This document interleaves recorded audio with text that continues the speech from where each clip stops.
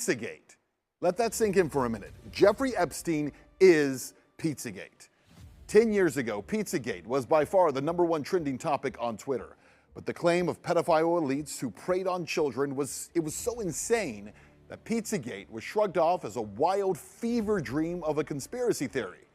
I was the first mainstream reporter to dare give the facts surrounding Pizzagate. My corporate career was destroyed over it, so what? My professional reputation was obliterated, that wasn't fun. And I wasn't the only one. Anyone who dared to suggest that this might be true was blacklisted, shadow banned, or thrown off of social media.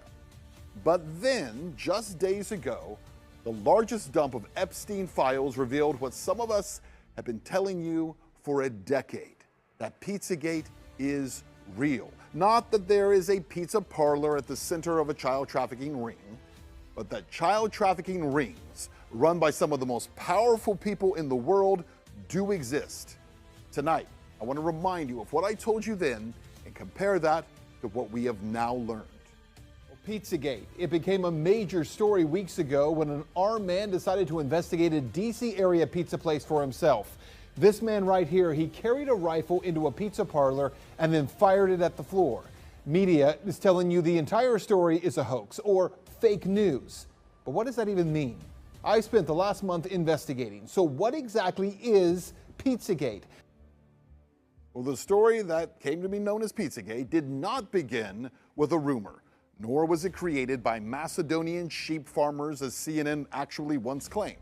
It began with WikiLeaks, authentic, verified emails taken from the phone of the chairman of Hillary Clinton's presidential campaign, John Podesta. Those emails were real. In all these years, by the way, no one has actually disputed that. Inside those emails were communications that struck a lot of people, not just online commentators, but researchers and former law enforcement, as unusual to say the least. References to pizza and to pizza handkerchiefs and to maps, to private gatherings involving powerful people, some very bizarre stuff. In fact, the first people to draw attention to those emails were a group of self-proclaimed pedophiles on 4chan and 8chan who claimed that Podesta was using the same terminology that they use to speak in coded language. And in researching those emails, I found a 2010 entry into Urban Dictionary. It's still there, by the way. It confirms that cheese pizza is a commonly coded term for child pornography, CP. I want you to see these images here. These are the images. Notice this one on the end, the triangle. That image signifies something called boy love. The pizza place next door to Comet Ping Pong Pizza, Besta Pizza, well, this was their logo until only a few weeks ago. Clearly, you can see that the Besta logo actually contains the same image, I'm going to show you again, as that boy lover image. Interestingly, after Pizzagate investigators pointed this out, Besta Pizza changed their logo, and there it is now. They removed the triangle.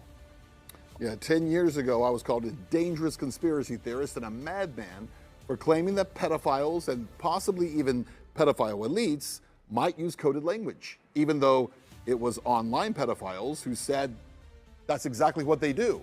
Which brings us back to this new Epstein release, because in it, the word pizza is mentioned 911 times. That's right, 911 times adults are emailing back and forth about slices of pizza and about pizza parties.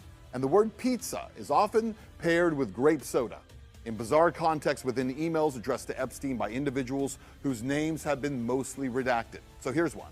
Quote, "This is better than a Chinese cookie. Let's go for pizza and grape soda again. No one else can understand." Or this one. "Mr. Epstein would like to see the menu from the pizza place. Could someone send it, please?" Or this one from 2014. "Sit down, because I know you won't believe this. Are you sitting? Jeffrey says he wants to go out to a pizza place with you. He did not mention a particular pizza place, but he knows you are in the know on this," with a little winking emoji. All of the emails that I just shared with you were from 2014, right about the same time period of the John Podesta emails that WikiLeaks published and started the entire Pizzagate saga. Now let's talk about the Podesta brothers, because remember, it was John Podesta's email that was hacked. In those leaked Podesta emails, John Podesta talks about his close relationship with Dennis Hastert, the former Speaker of the House, who was recently sentenced to 15 months in prison for abusing boys years ago. Yeah, well, speaking of the Podesta brothers, again, there was no direct evidence of them being involved in child sex trafficking from those emails. But as we pointed out at the time, there was a lot of bizarre communication, including an email from John Podesta to his brother Tony. The subject line, "Last night was fun," and the first line reads, "Still in torture chamber." That email got really no attention 10 years ago, but today, a 2009 email from Jeffrey Epstein is getting a lot of attention as it asks, "Where are you? You okay? I love the torture video." To the fallout from the latest release of the Jeffrey Epstein documents, they include communications between the rich and powerful, from the co-owner of an NFL team to billionaires like Elon Musk. CNN teams are carefully sifting through the largest and what the Justice Department says is the last batch of Jeffrey Epstein files. Friday's release of millions of pages related to Jeffrey Epstein provided a closer look at his connection to world elites from Hollywood to Washington, Wall Street to Buckingham Palace and beyond. Yeah, well, all those so-called news anchors and their newsrooms for a decade blacklisted this topic. They conditioned you to live in ignorance. They called it a conspiracy. They called me and so many others dangerous for even looking. For all that is here, there has not been one single public investigation of any of this, not from local police, not from the FBI, no one. And that has to be the big question, not for Podesta or for pizza parlor owners, but for law enforcement. Based on what may be or may not be here, the big question is, why hasn't any investigation taken place? Well, 10 years later, no investigation ever took place. It's a failure of a complicit government and also of a corporate media that didn't just ignore this evil. They helped to cover it up and keep it operating in the shadows.